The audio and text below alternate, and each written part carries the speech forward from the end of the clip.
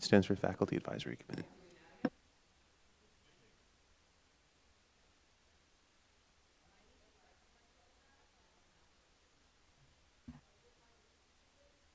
Is everyone ready to get rolling? Okay. Uh, Welcome. Can I get a motion to go into executive session for purposes of legal and personnel matters? Brett and Leah, all in favor? That's 5 of us. Okay, we'll be back at 7. Thanks.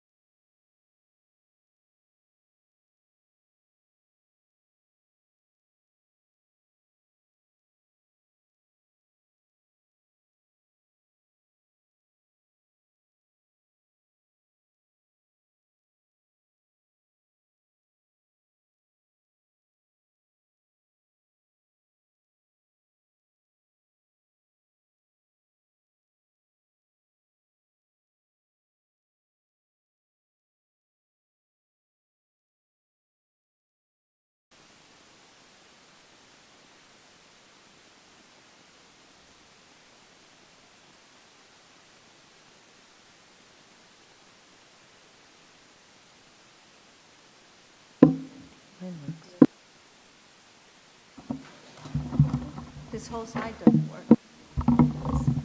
Yours does?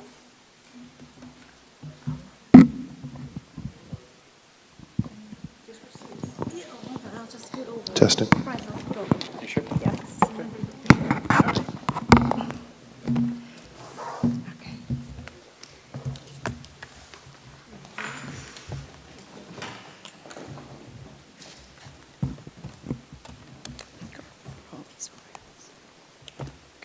Okay.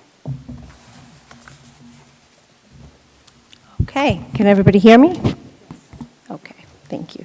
Technical difficulties. So, good evening, everyone. We wanted to welcome you once again to continue our budget conversation. We will be having our budget presentation from our Assistant Superintendent of Business and Organization. We will have on our agenda tonight, once again, just to review some of the items that we've covered already, our financial context, the three forces that have created the proposed budget gap. We also will be reviewing our budgetary decisions, and we will share the finalized budget, which Ms. Cahan will share with everyone, followed by responses from the questions from the last Board of Education meeting. So we have seen this graph before. Thank you, Mr. Barry. This is our foundation aid graph, and we can see that there was a significant increase in foundation aid in the years 2020, 2021, 2022, 2023, and then there was a significant decrease that went down to about 2% from the previous year. In 2025, 2026, we saw a foundation aid increase of about 3%, and then it went back down to 2% for this upcoming year. So our increase in foundation aid translates to $468,000 increase in our funding that the state gives us. So that is the amount that we kind of have to work with when we look at what the state funding will be.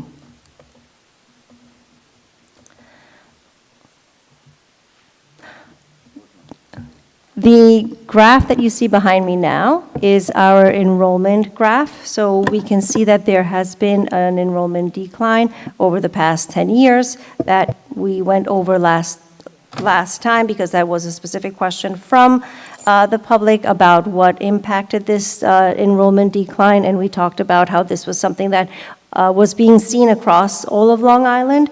So we've seen a steady decline over the years, and then a more drastic decline in the last 2 years by about 145 students.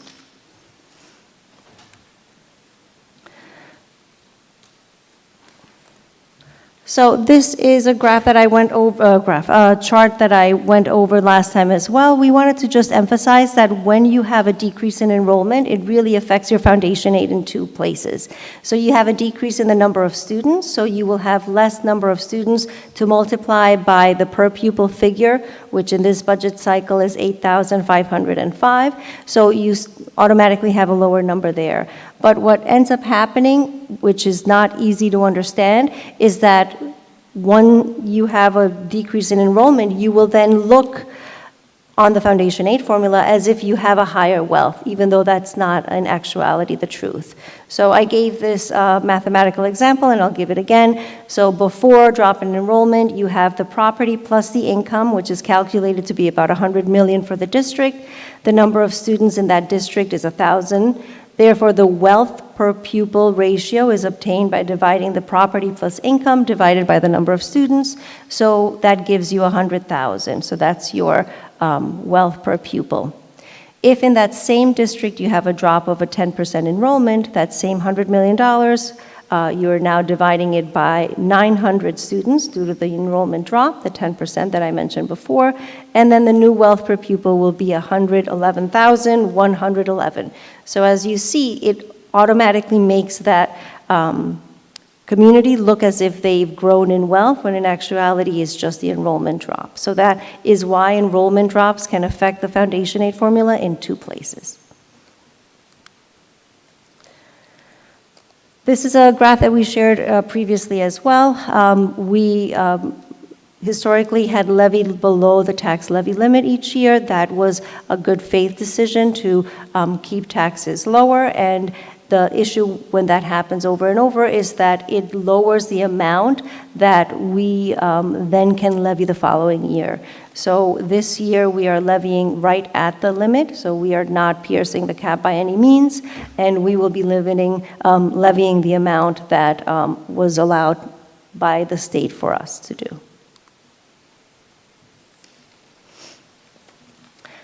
So we had shared this slide, so we wanted to review it once again. Our gross budget gap for the 2026-2027 school year was $7.57 million. We first proposed to use $2.8 million from reserves to bring the gap that we needed to close to $4.77 million. And then here on the left, you will see our historic use of reserves. Reserves are a bridge, so we tried not to use the full amount to bridge the gap because that is not a prudent approach. We want to make sure that we are balancing how much we are pulling from reserves with also an amount that we are reducing the proposed budget.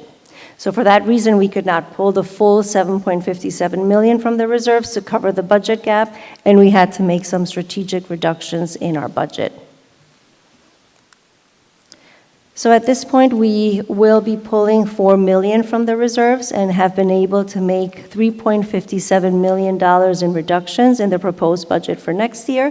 This means that we have actually closed the budget gap by pulling $4 million from our reserves and making reductions that are $3.57 million. To go over these two financial measures, we wanted to once again reiterate that we have the Moody's rating, which is like a credit score for an organization, and we have it at an AA2, which means a very low credit risk. It's a very strong rating, and it reflects confidence in how we manage our finances over the long term. It is supported by 4 factors, which include financial management practices, healthy reserves, a stable local economy, and a revenue base, and our capacity to meet long-term obligations. The rating is really important because it affects our borrowing costs and signals physical credibility when we go out to borrow. The state comptroller also issues a rating or a fiscal health measure, and this is a specific point in time when it captures this measurement. That's one of the questions that will be answered later when that specific measurement was taken. And our score has moved from 0 to 20 points. We remain at no designation, so we are not susceptible at this point for fiscal stress, but it is an indicator that we have to make some important decisions so that we do not move further into the area of stress. So we just wanted to put these two measures side by side because they're two lenses, but they really tell a consistent story. We are on solid long-term position ground, but the state stress score is a reminder that we cannot be complacent. So we have to have fiscal vigilance to protect that AA2 Moody's rating.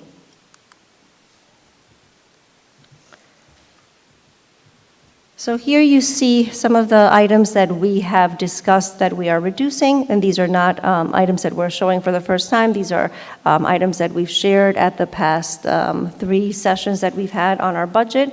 We are reducing our summer academic program. This was a program that was put in place with funding from COVID relief funds, and it was something that was intended to be temporary. We are also reducing the middle school 9-period day, and we went through a very detailed presentation facilitated by Mr. Klatsky at the last work session. We are cutting down on teacher and administrator conferences so that we can save some money there, but we want to make sure to stress that we're going to continue professional development. We will be reducing our Twilight program due to a low level of attendance and much lower levels of enrollment. We will be reducing the position of Fine Arts Coordinator. We are reducing the supplies and postage line based on usage of supplies and postage. We are reducing our curriculum writing just to be focused on the new courses that we have for next year or any imminent curriculum writing projects, but we'll be reducing that as well. And then we spoke about our TA and monitor reassignment so that we will have less of a reliance on agency employees. We wanted to also stress some of the things that we are preserving, because these decisions, like I said, were not easy to make, but we wanted to make sure that we prioritize the things that really are making a difference in our students' lives, and also for our staff members as well. So our special education extended school year program, which is our summer program for special education students it's all specific and it's based on IEP and conversations at CSEs. This program will be continued. Our NASA BOCES High School Summer School, which is a credit-bearing program that is run through NASA BOCES. We've had that for a number of years, and that is for any high school student that needs to repeat a course because it's a credit-bearing course towards graduation. We will continue that as well. We are moving to the middle school 8-period day, which we had previously, and that will obviously include all the requirements for the middle level courses. We will also add ELA and Math AIS, something that the middle school did not have for the past few years.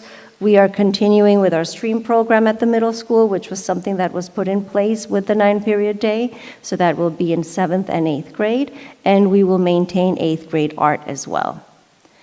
The teacher and admin conferences, as I stated, we will continue professional learning by continuing in-district partnerships and targeted projects and priorities that are meaningful for the vision of our instructional team. Our AP and dual enrollment courses will continue at the high school. They're college credit aligned classes. We've seen a lot of growth with both AP courses. We celebrated our AP honors just in January, and our dual enrollment courses have grown year after year. We are continuing with the expanded pre-K offerings that we put in place 4 years ago, so that is something that is important to our district as well, and we want to make sure that we are maintaining. We are not increasing class sizes to save on staffing costs. That's something that is important to us as an administrative team. We are making sure that our class sizes are staying similar to what they are now, so that we don't see an increase in that respect. That is a way that districts sometimes cut costs, because then you do not have to replace staff once that teacher either retires, or you can combine classes to save on costs. But that is not what we are doing. We are maintaining our class sizes. Our fine arts department will go back to the previous structure where we have distributed teacher leadership, and we have team leader positions that are staffed by our seasoned arts teachers in those positions. They are stipended positions, and we will move back to that structure for now. Our teacher and staff positions, we are not cutting positions to save staffing costs, and we're not combining classes. As you have seen in a number of districts, and we've been reading the newspapers or seeing the reports as well online and on television, we can see that this is happening across Long Island and across New York State, but we are not making drastic cuts to our staff. Our TA and monitor reassignments that we mentioned before, we are maintaining positions of the staff that we have hired in our district, but we will be appropriately staffing to support classes. And of course, we want to make sure to stress that any mandated TAs or monitor positions, whether they be mandated in special education or pre-K classes, will continue as well. And we are not making cuts to our athletics or our arts extracurricular offerings. Those are also maintained and remaining strong. So at this point, I will turn it over to Ms. Cahan so she can present her budget presentation.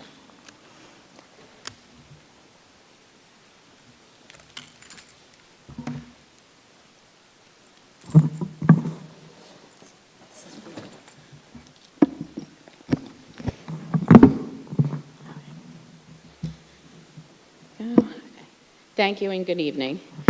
Tonight in Budget Workshop number 5, I'm going to present the balanced 26-27 expenditure budget. I will review the tax levy limit calculation and our proposed tax levy, the proposed capital outlay projects, and where you'll be able to find more budget information. The first component in the budget is the capital component. which relates to the operation and maintenance of our facilities, the district's debt service payments, and a transfer to capital. Operation of plant and maintenance of plant includes the salaries for buildings and grounds and security staff, as well as the costs for utilities, supplies, architect fees, and environmental fees. The increase you see is due to contractual increases, abatement requirements, and the increase in the cost of supplies. Refund of real property taxes is for the payment of tax certiorari judgments for challenges to a property's assessment. The increase you see is to closer to align the budget to our actual expenses. The next three lines represent our debt service. This year is the last year of the previous bond, so we do not need to budget for a bond payment in 26-27. And since the bond project, the new bond project that was approved in 2022, the district has borrowed using bands or bond anticipation notes. This allowed us to borrow only the funds needed as the projects progressed, rather than needing to borrow the entire amount at once. The projected budget amount is to cover the band payment that will be due in June of 2027. At that point, the bond work should be completed and we can bond the entire amount. Transfer to capital represents money set aside in the budget to make improvements throughout the districts, which I will discuss those projects on a future slide. The total capital component is just over $12 million. The next component is the administrative component, which includes school board expenses, administration, office supplies, legal supplies, financial services, tax collection fees. Shown here are the budgets for the Board of Education, Superintendent's Office, Business Office, Auditing, and the District Treasurer. Some reductions with these codes are for conference attendance, supplies, advertisements, and the reallocation of expenses into the correct codes, which are offset by increases due to contractual obligations. This slide shows the budgets for the collection of taxes, fiscal and legal fees, the Personnel Office, Records Management, and the Public Information Office. The fiscal agent fee is the financial advisor that the district uses for its borrowings. This fee has increased to cover our increased expenses as our borrowing level has increased.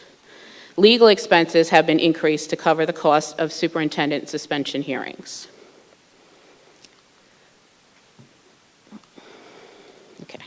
The remaining budgets for the administrative component include central printing and mailing, insurance coverages for property, liability, cyber, and flood insurance, school association dues, BOCES administrative charges, the curriculum office, and district-wide administration. As previously discussed, the decrease in curriculum development is due to reductions to curriculum writing, placing a hold on replacing the coordinator for fine arts, and reductions to conference attendance and office supplies. The total for the administrative component is just over $8.7 million. The next few slides will review the program component of the budget. The program component is the largest component of a school district budget and includes items necessary for instruction. Teaching regular school includes salaries for teachers, teacher assistants, monitors, equipment and equipment repair, textbooks, workbooks, instructional materials for all buildings within the district. This includes reductions to instructional supplies, printing expenses, equipment purchases, and textbook purchases, as well as changes in staffing due to natural attrition and enrollment and course requests, which are offset by contractual obligations. Teaching special education represents the expenses necessary for our special education students. That would include salaries for teachers, monitors, teaching assistants, and instructional materials for all buildings. In addition, it includes the cost for tuition for special education schools that our students attend and services like occupational therapy, physical therapy, and evaluations. The increase you see here is due to increased costs for our out-of-district placements and related services. Vocational education is programming for our students through the BOCES career and technical educational schools. These programs are available to our students to gain insight into certain careers like culinary arts, cosmetology, nurse assisting, carpentry, plumbing, and auto technology. The increase you see here is due to increased enrollment in these programs. The reduction in teaching special schools is from the reduction of the Elementary Summer Academy and the Twilight program. Increases to health services are due to an increased expense for BOCES Health Services. Increases to science retirement includes the district's cost for all non-certified employees. Non-certified employees would be in positions such as clerical, custodial, monitor, nurse, and food service. The increase is determined by the New York State Employees Retirement System and is based on the salaries that are paid to those employees. Teacher retirement includes the district costs for all certified employees, such as teachers, administrators, teacher assistants, and central office administrators. The increase is determined by the New York State Teachers Retirement System and is based on the salaries that are paid to those employees. FICA represents the amount that the district is required to pay for Social Security and Medicare based on the salaries that are paid to our employees. As I have mentioned in previous budget presentations, medical insurance has continued to increase, and we are predicting a 10% increase for the new calendar year. That leaves a total estimated expenditure budget for the program component at just $101.5 million. That brings us to the final proposed expenditure budget that the Board of Education will be asked to adopt tonight. The total proposed budget is $122,314,624. This final budget is a reduction from the initial proposal, was just under $125.9 million. $3.57 million in reductions were found in multiple ways that we spoke about tonight. We have also increased the use of reserves to $4 million to close the gap. This is the formula that is required to be used to find the allowable tax levy limit. The formula includes items such as the tax-based growth factor, pilots, and allowable exclusions. As you can see, the allowable tax levy for the 26-27 school year is just over $81.5 million. This represents the maximum amount that the school district is allowed to levy in taxes and equates to a 2.42% increase, which is also the proposed tax levy increase for the 26-27 school year. And this increase does not pierce the cap. As I just mentioned, we have increased the use of reserves to $4 million by utilizing the reserves that you see here. The amount of reserves used for workers' compensation, tax certiorari, unemployment, and MLR match the expense that is included in the budget. The amounts used for ERS and TRS offset those expenses by about 40%. I also wanted to mention that the governor still has not adopted a budget. On Monday, they passed a third budget extender to keep state operations running while the negotiations continue. They're expected to meet again tomorrow, but everything that I'm hearing is that it will only be to grant another extension. Capital outlay projects. This year's capital outlay projects focus on making improvements throughout the district to ensure a safe learning environment for students. For the 26-27 school year, we are proposing a few projects. First, since the addition is now complete at Daisy, we are able to move all 4 pre-K classrooms into one building. We plan on a small makeover of the new pre-K space with new ceilings, flooring, painting, decals, and other items to make the space welcoming for our pre-K students. Next, we are looking to make upgrades to our playgrounds that are in need of repair. This could include regrading areas that tend to flood or upgrades to the playgrounds themselves.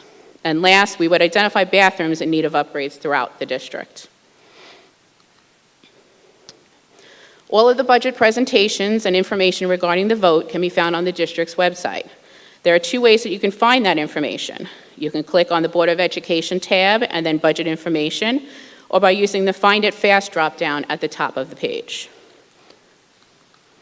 Also on the website under Budget Information, you can find this Budget 101 document and some other frequently asked questions if you're looking for more information. The annual budget vote and trustee election is on May 19th from 6 a.m. to 9 p.m. Polling locations are located at Connolly School and Glen Cove High School. And Proposition 1 will be the ballot for the school district's annual budget. And thank you for your time and your trust. If you have any questions, please don't hesitate to email me at the address on the screen. And I'll take any questions from the board. Does anyone have any questions? I just wanted to thank you. I know this was a lot of work, and we had a zillion questions along the way, so thank you. And I appreciate all the good questions, because the more you know, the better it is. Thanks. Thank you.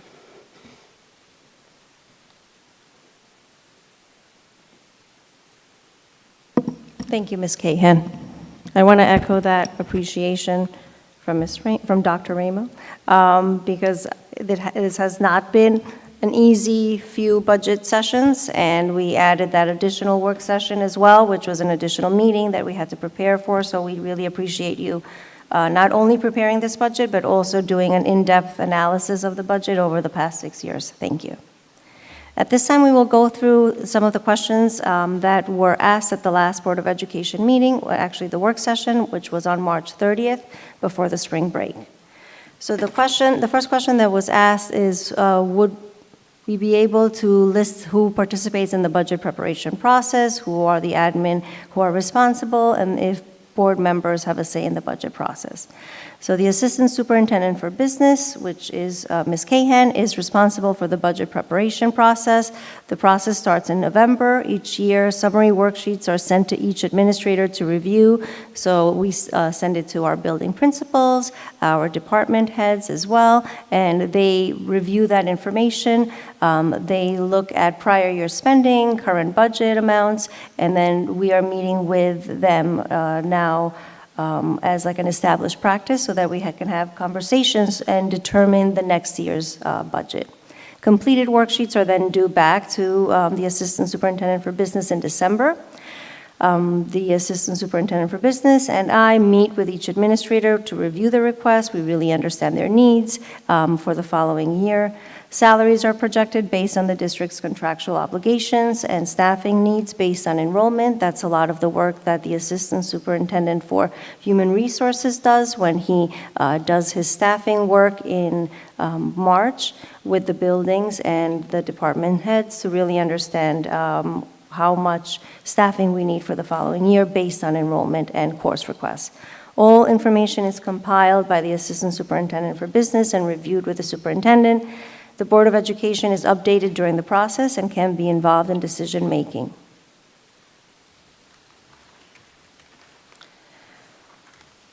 There was a concern about the cutting of the civics courses, so I'll ask Mr. Klasky to respond to that question. Sure. So we appreciate the question, especially since we understand that a central charge of any public school is to educate students in being good citizens and civic-minded citizens. So despite the reduction of the explicit civics classes at the middle school, all students will continue to have access to civics-based learning opportunities through embedded content and skills-based social studies classes, as well as things like school clubs, leadership roles, and a variety of enrichment opportunities. We have very strong partnerships with our local institutions, such as the Holocaust Memorial and Tolerance Center. We send students to that institution, but they also visit us for presentations. Raynham Hall, we were actually at a school today where the students were returning from that field trip, and Garvey's Point, which are just a few of the local opportunities our students have to extend their civics education. We're also excited to share, and I've been working with Ms. Plotke on this throughout the beginning of this year, is that at the high school level, we're actually revising the learning trajectory for our social studies classes and our students, and adding in additional project-based learning opportunities so that moving forward, starting next year, all Glen Cove High School students will graduate with the seal of civic readiness. That will actually be a baked-in component of their regular trajectory of coursework. This is a formal recognition that a student has attained a high level of proficiency in terms of civic knowledge, skills, and experiences. We're very excited to expand this. It's already been a strong practice in our district. We had 53% of seniors earn that credential in 2024 and 61% in 2025. But as I explained here, that trajectory actually begins with some projects in the middle school, but articulating through the high school, all of our students will have access to the seal of civic readiness, beginning with next year's students. Thank you, Mr. Clark. The question was for the New York State Office of the State Comptroller, when the fiscal stress measure, whether we would be able to know when that measurement was taken. So from the publicly available literature, I was not able to get that information. However, I did reach out to them, and they actually responded this morning. I shared the email with Ms. Cahan. So the cash position data used to calculate Glen Cove's fiscal stress score is drawn from the annual financial report, which is also known as the ST3. This is filed at the close of the fiscal year, and it is something that the schools file automatically. It's not an additional level of reporting. According to the OSC manual, the scores are available 7 to 9 months after the year end, which makes sense because they are released during the first quarter of the following year. These scores were released in January. This means that our 2025 scores based on the district's SD3 report for the fiscal year that ended June 30th of 2025, and the snapshot date that they gave us, which is when they calculated it, was December 31st, 2025. So we wanted to address the concerns early that while more options are available, and we wanted to make sure that the decisions we're making are not rushed. So before things became progressively worse, we wanted to make the reductions that we could now so that we could do so in a proactive way and that we could close the gap instead of taking all of the amount of money from our reserves.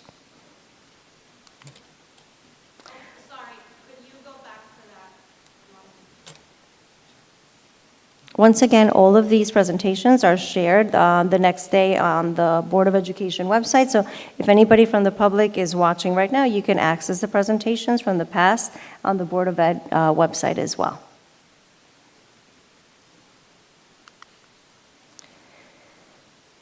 The question was if abolishing the 9-period day actually took care of the budget gap and if it solved the issue, and how does the 9-period day save money? So changing back to an 8-period day saves about $450,000. It saves money by saving staffing costs. So when you go to a 9-period day, you're not increasing the amount of time that students are in school. It is still the same amount of time. So as we go down to the 8-period day, like Mr. Klatsky explained last time, it's the same number of hours that the students are in school, but you do need more teachers to teach that extra period that is then in the schedule built in. So we would be saving $450,000. But can I just, sorry, I'm like a little bit of a, but just to clarify, it's not that no teachers are being excessed as a result of the 9-period day going to 8 periods. What it is that teachers, and correct me if I'm wrong, we're working more than a full day, and that overage was extra. So it depends in different departments. So for example, in the math department, that was the case. It was an overage. But in other departments where there was an additional elective, then that was an additional teacher that was hired. However, with Mr. DiNapoli's help and with conversations with our building and department heads, we've been able to reassign all of the teachers so that we are not excessing. So by cutting down to the 8-period day, we're not accessing middle school staff, or middle school faculty, I should say, teachers. We are reassigning and reallocating them into positions. So whether those be positions that are open because of retirements or other positions open across the district, if that's what their certifications allow to be moved across schools, we have done so that nobody is being let go because of this reduction. So we are saving $450,000, but we are not cutting positions to do so. Thank you. What are the unassigned funds? Where is that money, and can that be used to help cover the shortfall for next year? So I will ask Ms. Cahan because she put in this response. Thank you. The unassigned funds are unrestricted funds that are remaining after all expenses are paid and other commitments are met. These funds are used for unanticipated or emergency expenses and are capped at 4% of the following year's budget. It is not advisable to use these funds to close a gap that includes recurring yearly costs. Thank you. The question is, the budget is substantially higher than in years past. When do you settle contracts with various units? How do the pending contract negotiations factor into the projected budget gap? So negotiations are currently underway with several units. We cannot predict when they will be settled. The pending contract negotiations, along with all contractual obligations such as health insurance increases, transportation costs, and inflation factor into the budget gap, but it's not solely due on contractual negotiations. The next question was, what's left in the reserves once we use reserve funds to make up the shortfall? Could more money be taken out of that to close the gap? Ms. Cahan? The use of reserves is limited to the expenses that is included in the budget. For example, if the budget for workers' compensation expenses is $450,000, we can only use $450,000 from the workers' comp reserve. We reviewed what reserves could be increased to help close the gap, which is how we were able to increase the use of reserves to $4 million. Thank you. The next question was whether there is a timeline for the middle school auditorium. So we do not have a timeline set yet. We are very much in a preliminary conversation at this point with our architect to evaluate what needs to take place to update the space. We're going to continue to provide the community with updates. We know that this is a priority for the community, and we've heard a lot of feedback around that. So we really want to get an understanding of what this means for our project, and then we will be sharing that out in terms of a timeline.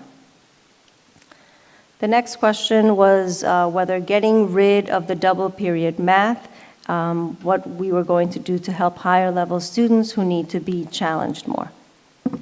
Sure. So at the middle school level, we want to reassure folks that we are preserving the ability for students to access an accelerated math pathway for students who would like to take the Algebra 1 Regents course and exam in the middle school before they enter high school. So in a direct answer to that question about the challenge, that pathway still exists. But it's important to note here that that math lab period was not originally designed as an enrichment opportunity, but rather as an additional support for students who required help accessing the standard curriculum. We are very happy to share that those students will now benefit from targeted academic intervention services, AIS math classes, which Dr. Dushner referenced earlier, were not necessarily available to students in the even this year in the 9-period day. It's also important to note that Math Lab was not, and we want to be really clear, a double daily dose, so it's not the case that students had 2 periods of math daily. It was scheduled as an every other day extra period, again, for additional support, but not necessarily to enrich those students who would be progressing to the Algebra 1 Regents course. Thank you.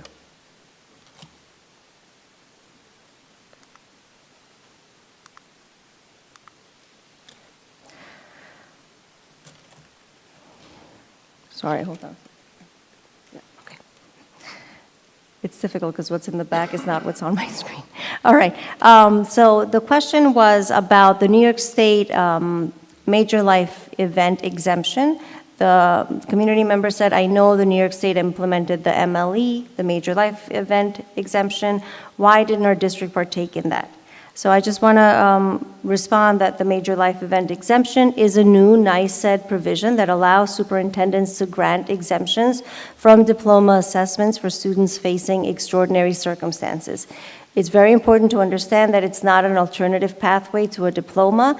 It is an emergency measure that is reserved for students who are experiencing exceptional hardships, and that is documented on NICED's website, and they go through more information about how that exemption, what that exemption could entail.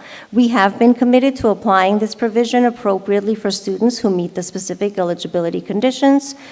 So yes, our district has been doing this, but again, on a very individualized basis, and it's really a deep understanding of what that child has gone through and what they've experienced with the appropriate documentations that are then maintained for our records in the case that the district were ever to be audited for the major life event exemption. The next question was, when did we realize that there was a deficit? Was it before or after raises were given, and are we giving back money to address the deficit? So the deficit was identified when all budget documents and projections were compiled and projected revenues were identified, which was in January. The salary increases are contractual obligations that the district is legally required to honor, and they're built into the budget each year as an anticipated expense. The deficit we are experiencing is not the result of raises, but rather a reflection of what we have been sharing for the last over a month now in terms of a rising costs across multiple areas, such as insurance, transportation, and it's outpacing what we are receiving from the federal and also from the state in terms of funding over time.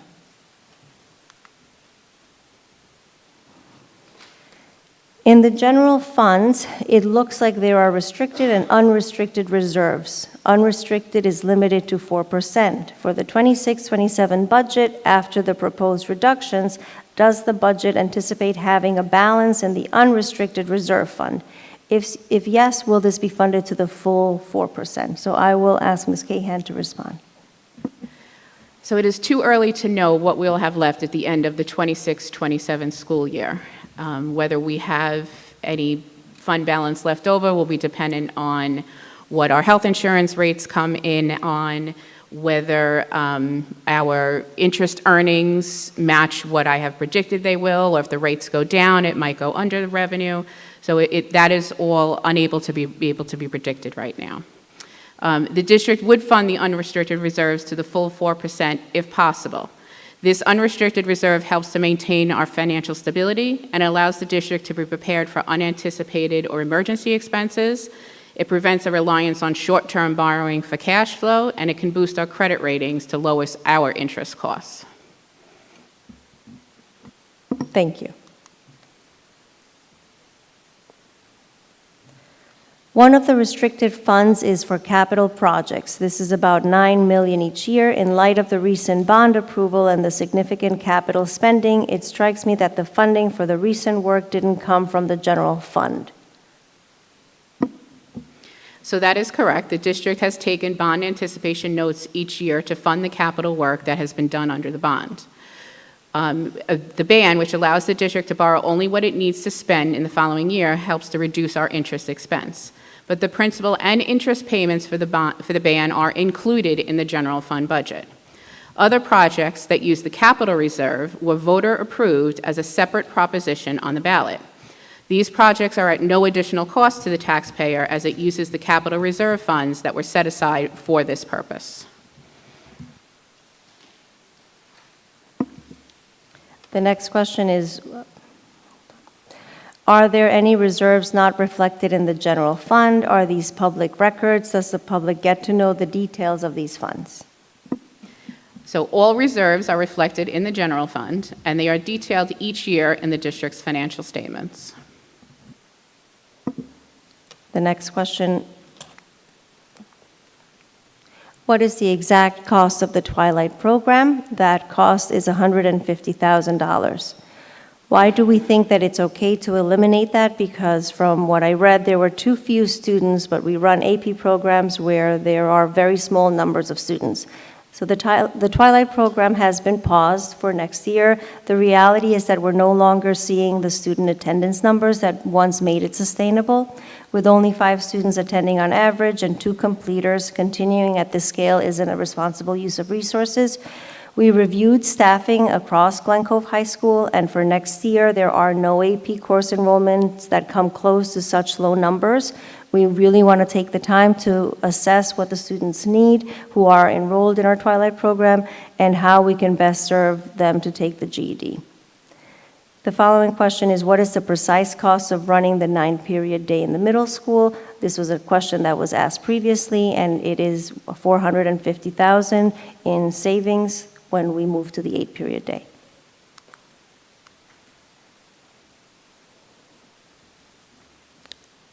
There was a question about the FEMA payment of $4.2 million, and the question was, I want to confirm that and clarify that if the money goes into this year's budget, what reserve does it go into, and what does the money go towards? The FEMA money does not go into this year's budget, and it does not go into a reserve. The expenditures for the work that was done from IDA are currently shown as a receivable on our financial statements in the capital fund. When the money was received, it cleared that receivable. Thank you. The last question that we have was directed to the Board of Education, so I will have Dr. Ramo respond. Thank you. Many of the current board members served during the years when the state fulfilled its commitment to provide foundation aid at levels determined by what we now know to be an inequitable funding formula. That increased funding was a result of sustained advocacy and effort by many individuals at this table and others involved in the district leadership and governance. During those years, the district was mindful that increased funding levels were not guaranteed to continue year over year. Accordingly, decisions about new programs and staffing were made with an emphasis on sustainability and long-term financial responsibility. The district focused on initiatives that could be supported through traditional annual increases and integrated into regular operating budgets. As a result, the district was able to expand and enhance educational offerings while maintaining fiscal discipline. These enhancements included the reintroduction of art in the 8th grade, expanded dual enrollment opportunities in areas such as fine arts and social studies, additional advanced placement courses at the high school, new coursework in science, business, theater, fashion, art, and history, the placement of a social worker in each building, elementary literacy coaches, expanded STREAM and Seal of Civic Readiness, and the continued improvements to the special education department. This list is not exhaustive. Importantly, all of these programs and positions remain in place today, with others unmentioned. Sustainability was a recurring consideration in the board and administrative discussions as these decisions were made, and we're proud of these additions and of the district's ability to sustain them while continuing to plan responsibly for the future. Can I make one other Of course. comment, though? Back to the bond and capital reserve project. Since those were items that were voted on, it's not something that we could pause construction on, or we voted for the update to Thayer and Daisy Landing, all of these things. That can't be stopped at this point and move that money toward another thing. That money was allocated to those projects, and with those votes, it was very specific what those projects were. And so it's not something that can be shifted around. Thank you. All right, and now we are at the end of my superintendent's report. This is the road ahead. Today is April 15th, and we have our final budget presentation that Ms. Cahan presented. We have the budget up for adoption at today's meeting, and we will start community vote preparation. We then have a meeting on April 28th, which is the summary of the proposed 2026-2027 budget, along with more information on the capital outlay projects and the proposed tax levy. May 6th is our budget hearing, where we will have the proposed 2026-2027 budget, the property tax report card, and the contingency budget presented as well. And then May 19th is the community budget vote, and also the Board of Education election. We want to remind everyone that community voice matters. In addition to all of these dates that you see here, we also will be sharing the finalized budget with the community through PTA meetings and community organization presentations, such as at the IAC and all of the PTAs in the district as well. That concludes my superintendent's report. Okay, thank you. So we'll move on to our first public participation. Each speaker has 3 minutes. Please state your name and address. Please don't name any individuals. Be respectful. We're here to listen. And we will get an answer back to you at a future meeting or a call or email if that's necessary. Thank you.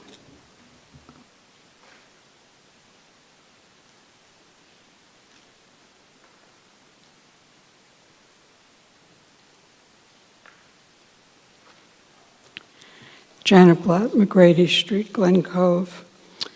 First thing I want to say is that educating every student, no matter whether they were in our day school programs or in the twilight program, educating every student is always a responsible use of district resources.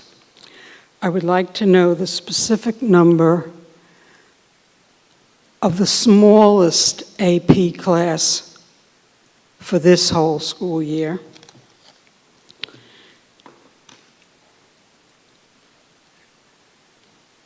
I'd like to know if you have any idea of how much of a guess it is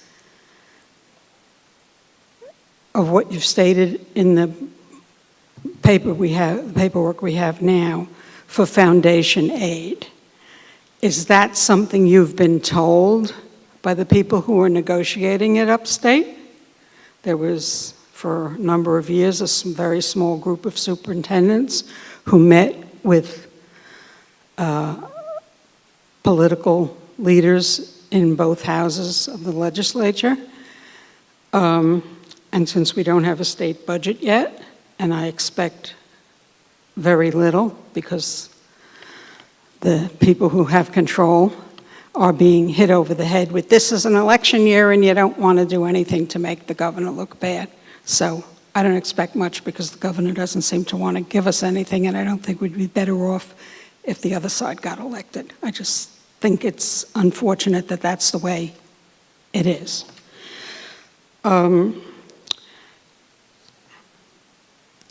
now, what is the number of people who have put in for retirement? So they're here this year, and those positions,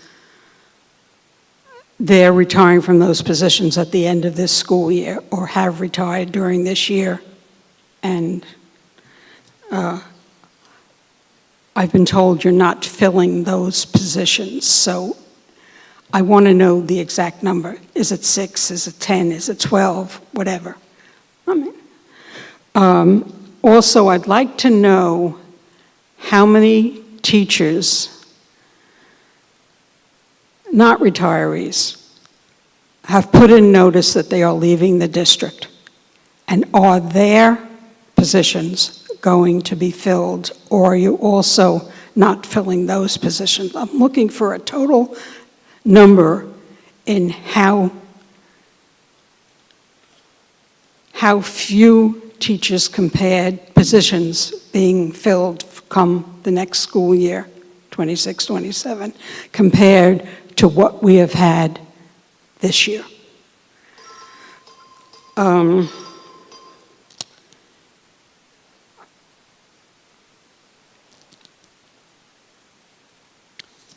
The other thing I wanted to say is that, I've spoken clearly, so you know that I'm not at all unhappy with the fact that the coordinator of fine arts, across the board, is not here anymore and is not coming back. I've been told that we are paying a certain amount of money, around $10,000, to cover the expense for the teachers who will be covering their given areas, that there will be 5 of them. This is returning to, I don't know if it's exactly the way it was before. The man who's no longer here was hired, or it's slightly different. But it strikes me that if we have 5 people covering their areas that make up that whole big department,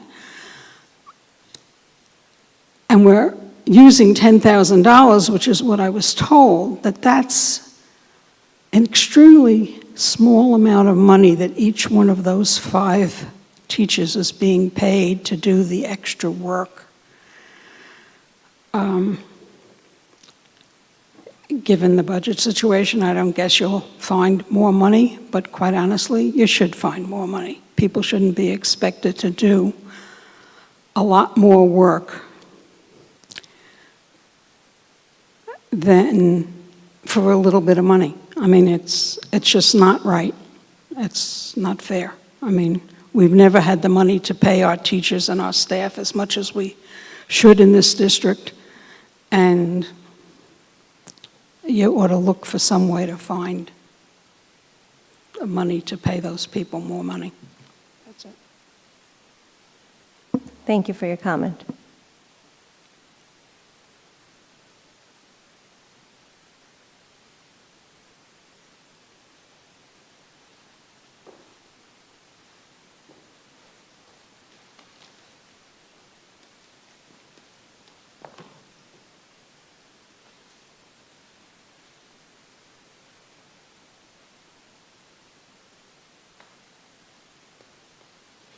Hi, everyone. I'm Carla Anastasio. I have a kindergartner and a second grader in Daisy. And I wanted to ask about there was something about, well, first, I want to say thank you, because there's no way that this was easy, and a lot of tough decisions had to be made, and so I don't think you guys probably get a thank you, so thank you. And two, last night we had our PTA council meeting, and as with all of our council meetings, we typically have a Board of Ed representative there, which is really awesome, actually. So we had really good conversation, and that's another thing to be thankful for. So something that was up here was maintaining class size, and TA positions were being maintained. So this came up a few weeks ago. So it was mentioned that non-mandated TAs would be lost, and the question was asked how that would impact students. So I haven't seen a response. That doesn't mean there wasn't one, I just haven't seen it. My understanding is that it has been decided to follow the New York State mandate of TAs for half a day in kindergarten. I would like to verify that. I haven't been able to find a reference to that mandate, so if there is one, I would love to see it. Does that apply only to kindergarten, or is it for all grades? And if not, what other grades? And if that is so, if we are losing non-mandated TAs, that will effectively, we're not increasing class size, but we're doubling the number of students per teacher. Our student-teacher ratio would drastically increase, which is very similar to increasing class size. So I would just like some clarification on that. And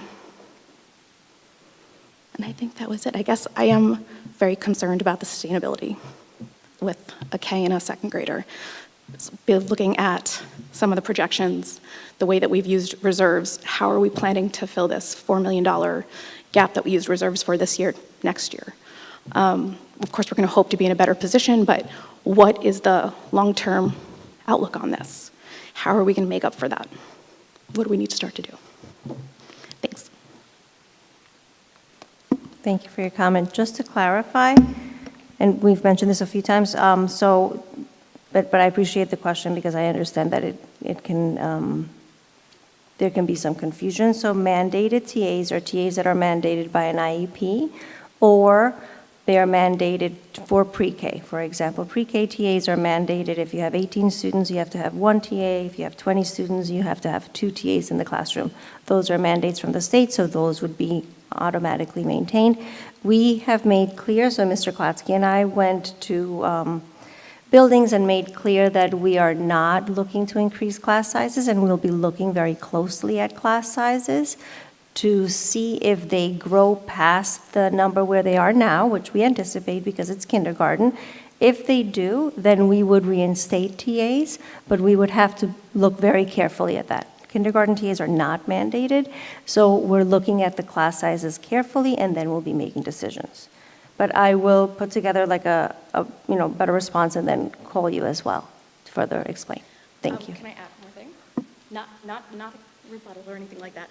Something that did come up, though, is this format that we have where questions are asked and then there's maybe a phone call or an email that comes afterwards as a response. And it was discussed how this doesn't quite feel to be the most productive format, and not really certain why it was changed to having an immediate response to questions. So it would be really wonderful to return to the previous format where maybe just like what you just did, you said, I'm going to give you a more thorough answer, but right now this is what I have. That's perfect. That's wonderful and great. And it's also, if you're making a phone call to just me, then anybody else who may have wanted to know what this answer was, they don't know. So it would be helpful to be able to return to a format where we could have at least a little bit of something, and like if more information needed to come up, great, but just have a little something like that. Thanks. Thank you. Hi, Alejandra Kusianovich, 51 Buckeye. I'm going to agree with Janet about the Twilight program. It's $150,000. And you're saying it's not responsible use. Even if you only graduate 2 people, that can potentially be life-saving as opposed to a kid who takes I don't know how many AP classes you could get, 5, 6, and now they're only taking 3, 4. It's a giant difference in the outcome of two people that really need a GED to potentially turn their life around. To piggyback on what Carla said, maybe I get what you guys are saying about the format of BOE, and it's your meeting, it's not a back and forth. Maybe you could, and I know you guys already do a lot of stuff, but like add a town hall session, a town hall half an hour, where there is a back and forth, that could be added. And I don't know if maybe this is just me, and I know that we're going to be meeting tomorrow, and maybe there I'll get a little more answers. But the messaging is confusing on what is going on right now. We had last year, at the end of the year, we're in great financial position in the long term. Now, when we began these conversations, it was, we have to make important decisions now, today, for the future, and you showed us the runway cracking, and we can't rely on reserves, but now we're being presented a budget that still relies even more on reserves, and no plan of what is going to happen next year, 2 years, 3 years from now. So I'm very confused as to what is sustainable about these cuts right now, because it doesn't seem, if we are expecting next year to have less enrollment and more costs and more inflation, if you are not doing a significant cut this year, what's going to happen next year? Thank you.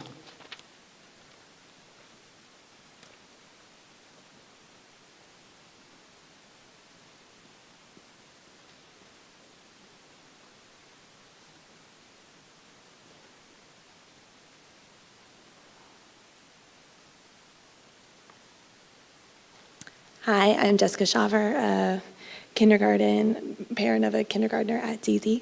I just wanted to follow up on, I asked the question a couple weeks ago about the assistance, and I was really trying to get at, and maybe it wasn't clear about, I understand mandated IEP services come first, but I am concerned as a mother of a kindergartner in a classroom with, from what last count was either 20 or 21, it was 21 students at the beginning of the school year, the impact that will not only have to the students, but the teacher, to not have an assistant with her. The beginning of the kindergarten year, as we all know, is a big transition time. Students may not be identified yet that need those IEP services.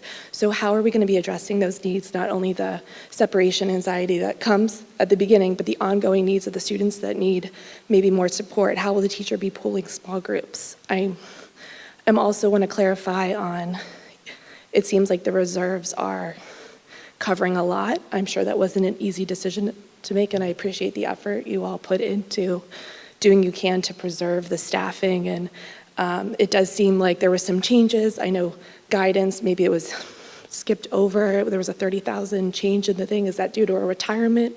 Is that another cut that's being made within that department or something? Can you clarify, to piggyback on what my neighbor was asking about, how are these cuts, like are there retirements that are, like is there overall staffing change? I think it's really important that class size is looked at. Thank you for thinking about that. But assistants matter and they do really important work, and it's not just for the students, but it matters for the staff and the climate of the building. So thank you. Thank you.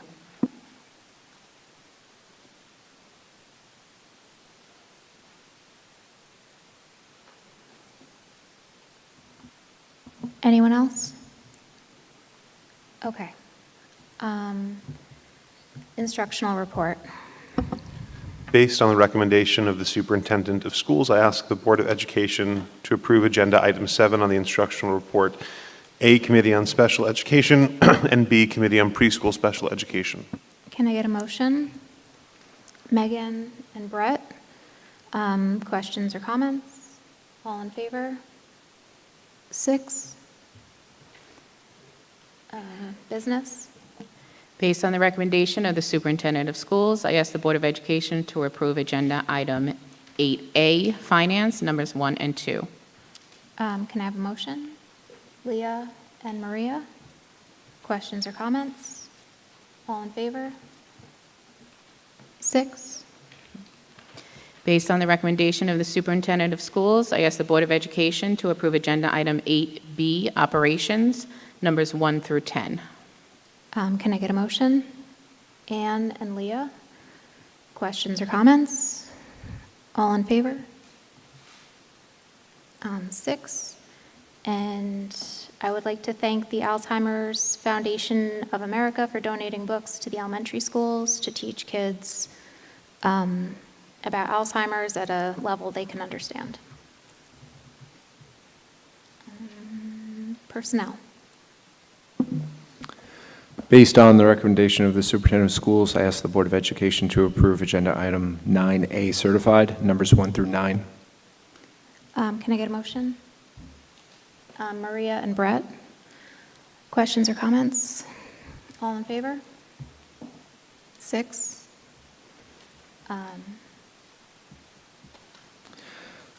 Based on the recommendation of the superintendent of schools, I ask the Board of Education to approve Agenda Item 9B classified, numbers 1 through 6.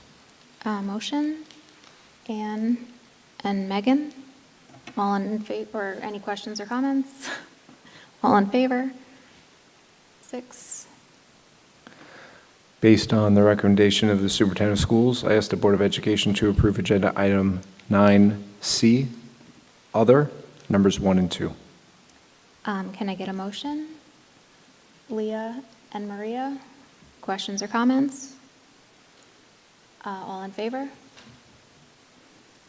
6.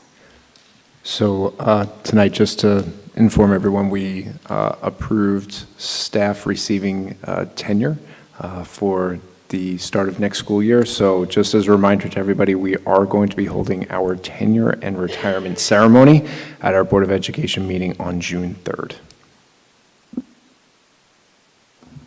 Congratulations to all those people.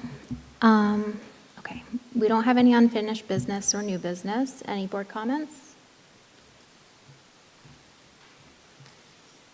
Anyone? No? I have one thing. I was talking to another parent today, and I heard something that kind of piqued my interest. I know that we participate in the Challenger, the Olympics thing. What's it called? But they have teams, Challenger teams, and I think that would be so interesting to get started. I don't know how much it would cost, if it's something that we could get a grant for, but just something to think about at some point. And I just started looking at it, so I know nothing, but I think that there would be a lot of students with special needs who might benefit from something like that. And I don't know what sport kids would be interested in, but just something to consider for the future. Do you mean participating in the ability games, like at? Yeah, at so we that do big- participate we in do, that, at but Eisenhower Park. I know that there are schools that have teams that will have like a basketball team or a baseball team. And, yeah. Yeah, we are definitely in conversations with special education, Ms. Farrell and Ms. Mardek, about starting to move in that direction, to create abilities teams at the middle school and the high school level. So as we have our life skills program moving into the high school next year, that's definitely something that we're considering. And I know our neighboring districts do as well. Yeah, I saw a couple of districts around, so I thought that was interesting. But Thank I'm you. glad to hear that something we're looking into. Okay. No other comments? So we have our next public participation, 3 minutes. Name and address. Please be respectful.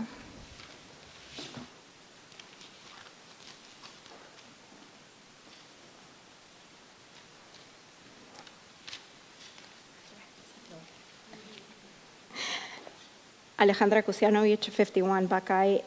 Just if you could please define what the class sizes are for each grade in the district. I know that they depend on New York State and teachers' contracts. I was not able to find that information, so if you could share that. Do you mean Thank class by class or like the entire grade?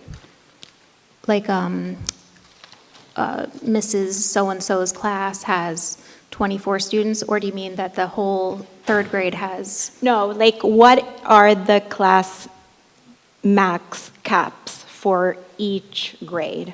Like pre-K, 24, K? Is Yes, is that your only question? that's the one. To clarify, our district does not have class size caps. They do not exist in our district. Can I follow up quickly? So then, would you mind at a later meeting expanding what you mean with maintaining class sizes if we don't have a cap? Thank you.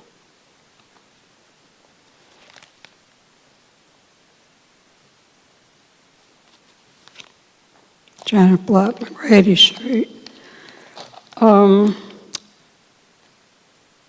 First thing, it seems to me, I mean, you'll all say not true, but it seems to me that you looked for a big money program, a cost, big money,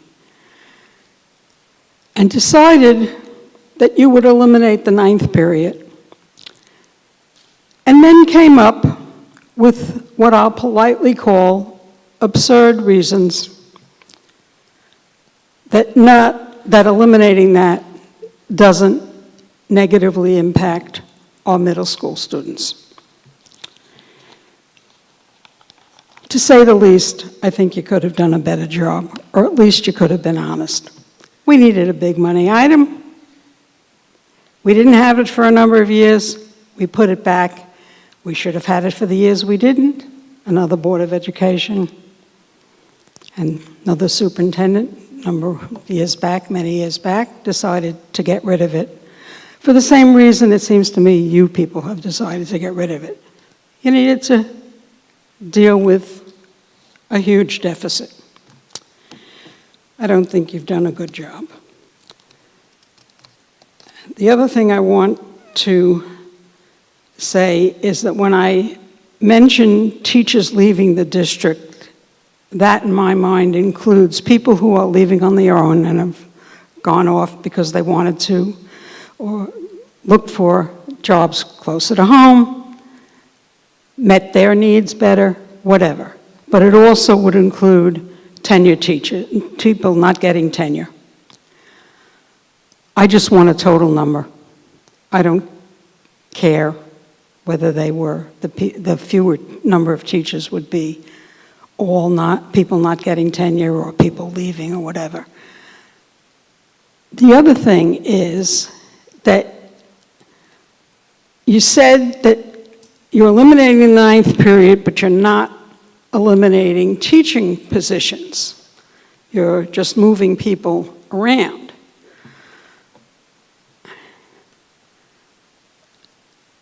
Staying in the same building, being moved to other buildings, after having taught whatever they taught in the middle school for a long time, and now they're being told, well, if you want to stay, go over there. How are you adjusting that? I mean, you said you're saving $450,000 by eliminating the 9th period. How is it that you're eliminating that when a large portion of that would be for teacher salaries and you're not eliminating the teaching positions? Unless that's all added in when you consider the fewer number of teachers you'll have in the district because you're not filling the positions of people who are retiring and people who are either not getting tenure or are leaving on their own. Thank you.